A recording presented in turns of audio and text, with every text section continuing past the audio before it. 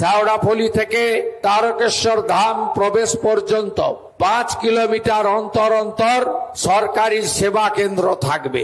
প্রাথমিক স্বাস্থ্য পরিষেবা, জল, ওআরএস, ন্যূনতম সেবা এবং বিভিন্নভাবে সহযোগিতার ব্যবস্থা থাকবে।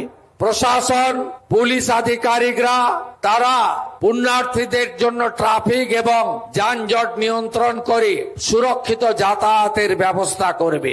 আগামী দিনে তারকেশ্বর ধামকে আন্তর্জাতিক তীর্থক্ষেত্র, শ্রাবণী মেলাকে জাতীয় মেলার রূপ দেওয়া সহ এর ঐতিহ্য, সেই উচ্চতা আমরা সর্বত্র পৌঁছে দিতে চাই।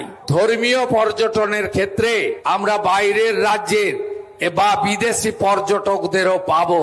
এখানে যদি আবহাওয়া ভালো থাকে, প্রত্যেক সোমবার সরকারের পরিবহন দপ্তরের হেলিকপ্টার পুষ্পবৃষ্টি, গোলাপ বৃষ্টি করতে থাকবে।